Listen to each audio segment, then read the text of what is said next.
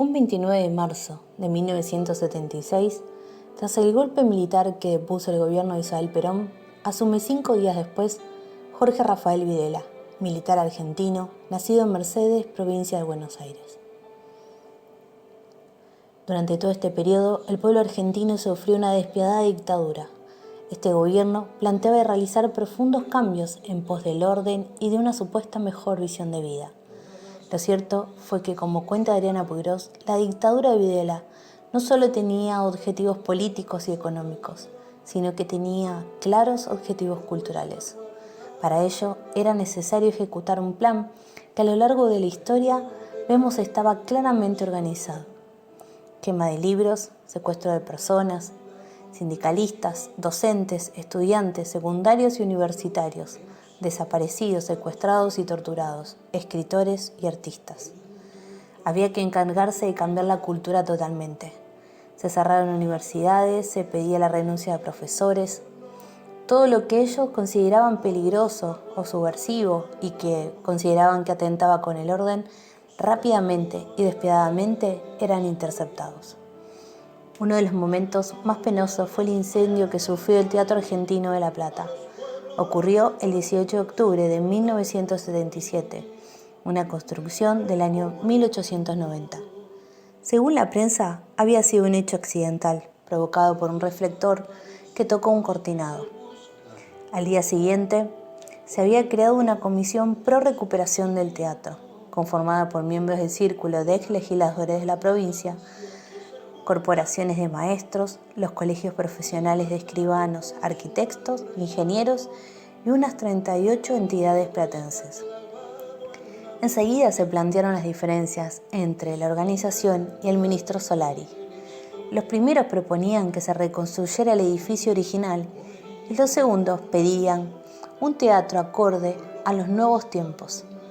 En el medio de declaraciones cruzadas entre los integrantes de este organismo y el mandatario en diciembre, se anuncia que el gobernador había firmado un decreto donde se ordenaba la demolición total del teatro por razones de seguridad.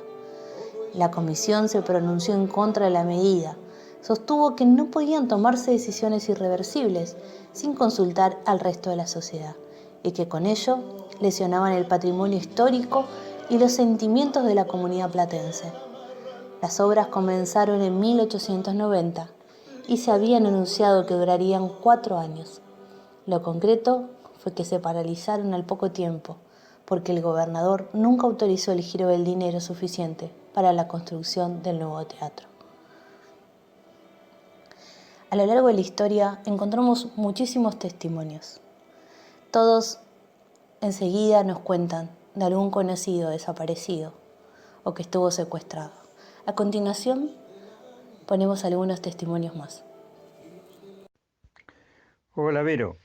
Ahí te cuento que yo trabajé como profesor en Ciencias de la Educación, profesor auxiliar en la Universidad Católica, sede regional de Temuco, Chile, durante un par de años.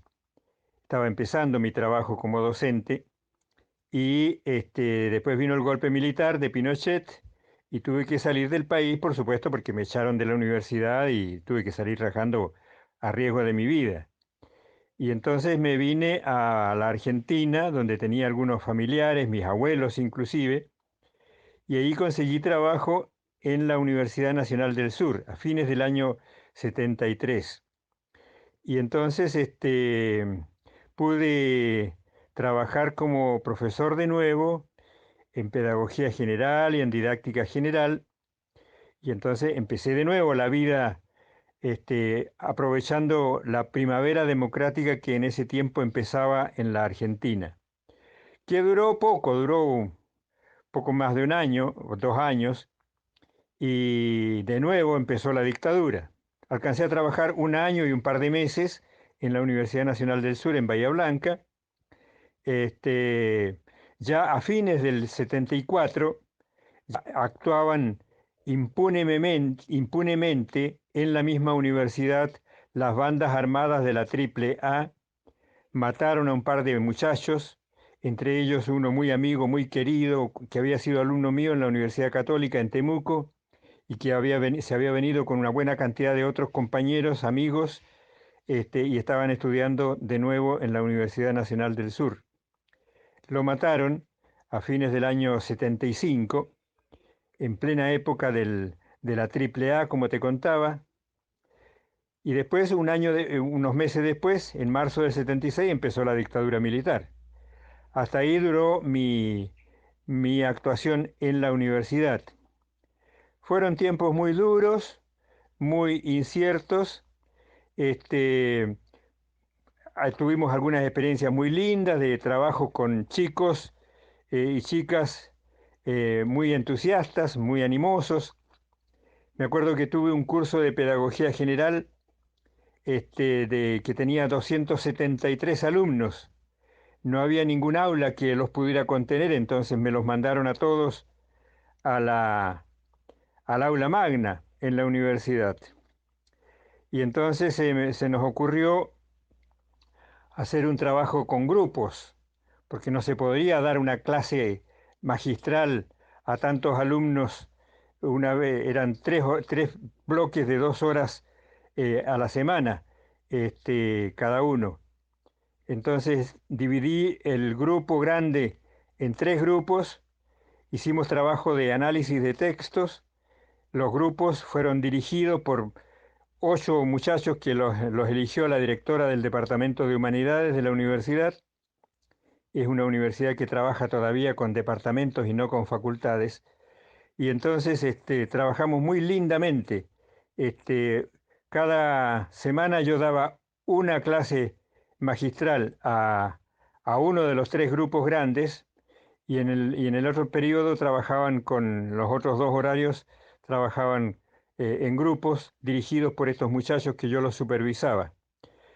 Así que fue una experiencia muy linda. Ese fue el curso de Pedagogía General. También después atendí la cátedra de Didáctica General y bueno, también fue una experiencia muy linda. Todavía tengo los materiales, los programas y algunas actividades, los objetivos y todo eso que teníamos en ese tiempo y en ese momento. Mi experiencia en la Universidad Católica en Temuco fue que todo se fue a cualquier lado, hicieron cualquier cosa, no pudieron contratar, no pudieron conseguir profesores buenos y daban cualquier materia en las cátedras, en las clases. Más allá de esos horrores pedagógicos, estuvo también la cosa de la criminalidad con que actuaron contra docentes y estudiantes. Muchísimos, muchísimos, muchísimos. Sería muy doloroso recordar los nombres de todos o de algunos de ellos siquiera. Lamentablemente, 2 años después, me tocó casi revivir la misma experiencia en la Universidad Nacional del Sur. Efectivamente, el nuevo rector en la Universidad Nacional del Sur, Remus Tetu, que era un rumano de orientación fascista, fue el que dirigió el crimen de mi amigo y compañero jovencito Víctor Oliva, que recién ahora en Bahía Blanca se va a hacer el juicio contra ese crimen y varios otros más en ese tiempo de la dictadura militar.